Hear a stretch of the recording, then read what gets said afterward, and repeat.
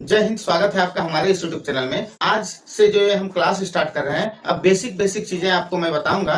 ये बहुत ही ज्यादा इंपॉर्टेंट होने वाला है, खास करके 6 से लेकर के 10 तक। यदि आप स्टूडेंट हैं 6 से लेकर के 10 तक का, तो ये आपके लिए बहुत ही ज्यादा अच्छा होने वाला है। इसलिए यदि आप हमारे चैनल में अब तक नए हैं तो प्लीज हमारे चैनल को सब्सक्राइब कर दीजिए और साथ ही बेल आइकन को भी प्रेस कर दीजिए, ताकि मेरे आने वाले वीडियो का हर नोटिफिकेशन आप तक पहुंचता रहे। तो चलिए हम आपको बताएंगे सबसे पहले एलसीएम। ठीक है, तो देखिए एलसीएम, जिसको कि लघुत्तम समापवर्ती कहते हैं। लघुत्तम लघुत्तम समापवर्ती समापवर्ती, ठीक है, इसको हम लोग कहते हैं लघुत्तम समापवर्ती। शॉर्ट में इसको लघुत्तम का लॉ और समापवर्ती का सौ निकाल लेते हैं। ठीक है, इसको हम लोग शॉर्ट में लघुत्तम समापवर्ती कहते हैं और लघुत्तम समापवर्ती को शॉर्ट में हम लोग क्या कहते हैं, लॉ 100। यदि हम लोग इंग्लिश से बात करें तो इंग्लिश में एल फॉर लिस्ट। ठीक है, एल फॉर लिस्ट होता है। लिस्ट मतलब होता है ये लघुत्तम। ठीक है, सी मतलब होता है कॉमन। कॉमन होता है, कॉमन मतलब ये वाला सम आ जाता है। ठीक है, इसके बाद मल्टीपल आ जाएगा, एम फॉर। ठीक है, तो ये आ गया एलसीएम का फुल फॉर्म क्या हो गया, लिस्ट, कॉमन और मल्टीपल। List, common, multiple. ठीक है, देखिए लिस्ट मतलब होता है लघुत्तम, इसके बाद कॉमन मतलब सम, इसके बाद अपवर्तीय। इसको हम जो है एक साथ में लिख दिए हैं, तो सम जोड़ अपवर्तीय समापवर्तीय हो गया है। ठीक है, तो हम आपको एलसीएम के बारे में बताएं। इसको हम लोग समझेंगे कैसे कि एलसीएम कैसे निकाला जाता है। तो देखिए, यदि हम लोग एक एग्जाम्पल ले रहे हैं, देखिएगा, समझिएगा। 12 और 16 दो नंबर ले लिया, हम लोग इसका एलसीएम निकालेंगे। तो एलसीएम क्या होता है, देखिए इन दोनों का एलसीएम वही संख्या होती है जो इन दोनों संख्या से विभाजित होती है। ठीक है, इन दोनों संख्या से विभाजित होने वाला सबसे छोटी संख्या, इन दोनों संख्याओं से विभाजित होने वाली सबसे छोटी संख्याओं को इन दोनों संख्या का एलसीएम कहा जाता है। मतलब कि यदि हम लोग इसको 12 से डिवाइड करेंगे तो यहाँ क्वेश्चन कुछ भी आ सकता है, लेकिन एक चीज फिक्स है कि यहाँ पे रिमाइंडर जो है वो 0 ही आएगा, मतलब पूरा पूरा विभाजित होगा। सेम केस हम लोग इसके साथ भी कर सकते हैं कि यदि 16 को दोनों के एलसीएम को डिवाइड करेंगे 16 से, तो भी क्वेश्चन कुछ ना कुछ आएगा, कुछ ना कुछ क्वेश्चन आएगा, और इसका भी रिमाइंडर जो है वो 0 आएगा। ठीक है, मतलब कि 12 इन दोनों संख्याओं के एलसीएम को पूरा पूरा विभाजित करेगा और 16 भी इन दोनों संख्याओं के एलसीएम को पूरा पूरा विभाजित करेगा। ठीक है, हम लोग चलिए अब इसको निकाल करके देखते हैं कि एलसीएम कैसे निकाला जाता है। चलिए हम लोग पहले इसके नाम से जाते हैं। ठीक है, लघुत्तम समापवर्ती। यदि इसको हम लोग तोड़ तोड़ करके लिखें तो लिखेंगे क्या, लघुत्तम सम अपवर्ती। ठीक है, अपवर्ती मतलब होता है बाबू गुणज। क्या होता है अपवर्त मतलब गुणज, याद रखिएगा। लघुत्तम सम अपवर्ती मतलब कि ये लॉस का पूरा तोड़ करके हम लिखे हैं वर्ड टू वर्ड, अपवर्ती मतलब गुणज होता है। ठीक है, तो देखिए 12 का गुणज क्या क्या होता है। 12 का यदि हम लोग गुणज का बात करें तो क्या होगा, 12 एकम 12, 12 दूनी 24, 12 तिया 36, 12 चौक 48, 12 पंचे 60, 12 छक 72, 12 सते 84, ऐसे ही आते रहेगा। ठीक है, ऐसे ही बहुत संख्याएं आती रहेगी। 16 के यदि बारे में हम लोग बात करें, 16 के गुणज के बारे में, तो क्या आएगा, 16 एकम 16, 16 दूनी 32, 16 तिया 48, 16 चौके 64, 16 पंचे 80, 16 छक 96 और आते रहेगी संख्याएं। ठीक है, तो इसका देखिए एलसीएम क्या होगा।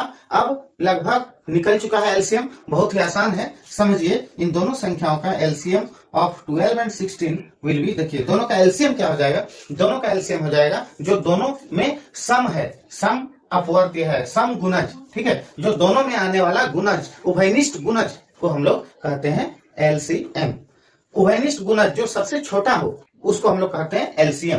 तो देखिए 12 मिल रहा है क्या, इधर नहीं मिल रहा है। 24 मिल रहा है, नहीं मिल रहा है। 36 कहीं पर दिख रहा है, इस कॉलम में नहीं दिख रहा है। 48 दिख रहा है, तो देखिए यहाँ भी 48 और यहाँ भी 48 है, मतलब सबसे छोटा जो सम अपवर्तीय है वो 48 है, 48 है, इसलिए दोनों का एलसीएम आ गया 48। ठीक है, दोनों का एलसीएम कितना आ गया, 48 आ गया। इसको कहते हैं अपवर्त्य विधि से, मतलब कि गुणज विधि से। ठीक है, गुणज विधि से हम लोग ने एलसीएम निकाला 12 और 16 का। अब हम लोग देखते हैं कि इसका अगला मेथड क्या है, अगला विधि क्या है।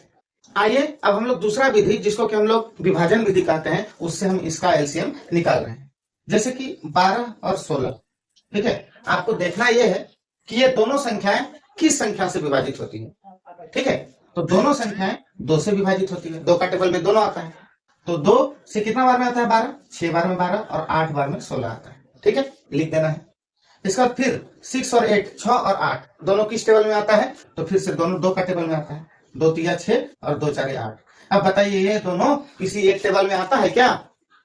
तो आपका जवाब आएगा कि नहीं आता है। तो नहीं आता है तो बस काम हो गया ना, इस सबको मल्टीप्लाई के रूप में लिख दीजिए, मतलब कि 2 इंटू 2 इंटू ये वाला 3 इंटू 4। ठीक है, तो कितना आएगा, 2 दूनी 4 तिया 12 गुना 4 48 आ गया। तो ये है विभाजन विधि। ठीक है, ये विभाजन विधि से एलसीएम निकल चुका है। किसी को यदि कोई दिक्कत होगा तो कमेंट में जरूर बताइएगा कि sir I have a problem here. ठीक है, आइए अब हम लोग तीसरा विधि की ओर चलते हैं, जिसको कि हम लोग अभाज्य गुणनखंड विधि कहते हैं। हम लोग अभाज्य गुणनखंड विधि से 12 और 16 का एलसीएम निकालेंगे। ये विधि तो और भी मजेदार है। देखिए, सबसे पहले हम लोग क्या लिखेंगे, ये 12 लिखेंगे। ठीक है, 12 का अभाज्य गुणनखंड कीजिए, तो यहाँ पे 12 लिखेंगे। 12 किससे कटता है, 2 से 6 बार में और 2 से 3 बार में। अब तो ये किसी से नहीं कटता है। ठीक है, 3 जो है 3 के अलावे और 1 के अलावे किसी से नहीं कटता है, क्योंकि ये अभाज्य संख्या है, ये भी अभाज्य संख्या है, ये भी अभाज्य संख्या है। हम लोग अभाज्य गुणनखंड विधि बना रहे हैं, इसलिए केवल अभाज्य संख्याएं हम लोग यहाँ पे लिखेंगे, अभाज्य संख्याओं के गुणनफल के रूप में लिखेंगे। तो यहाँ 12 के बदले में हम लोग क्या लिखेंगे, 2 इंटू 2 इंटू 3। ठीक है, 2 गुना 2 गुना 3 2 गुना 2 गुना 3 लिख दिए।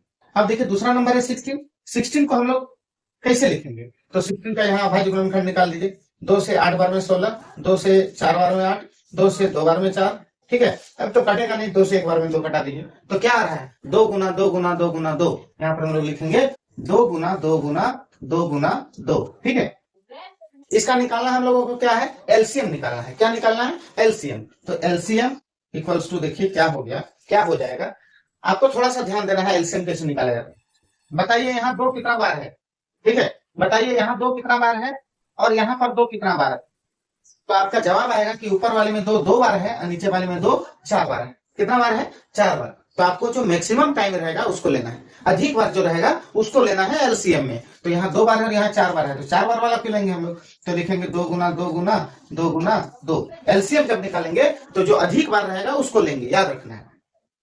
अब देखिए यहाँ पर क्या है, 3 एक बार है और यहाँ पर 3 क्या है, एक भी बार नहीं। यहाँ पर 3 है एक बार, यहाँ पर नीचे वाले में 3 एक भी बार नहीं है। तो अधिक बार किसमें है, तो अधिक बार किसमें है, अधिक बार इसमें है। और कितना बार है, मात्र एक बार है। तो यहाँ हम लोग एक बार 3 लिख देंगे।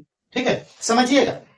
अब क्या करना है, बस गुना कर देना है। 2 दूनी 4, 4 दूनी 8, 8 दूनी 16, 16 तिया 48 होता है। ठीक है, तो देखिए ये हो गया अभाज्य गुणनखंड विधि से हम लोगों ने 12 और 16 का एलसीएम निकाला। ऐसे ही आप किसी भी संख्याओं का एलसीएम हमने जितना भी विधि बताया सभी विधियों से बहुत ही आसानी से निकाल सकते हैं।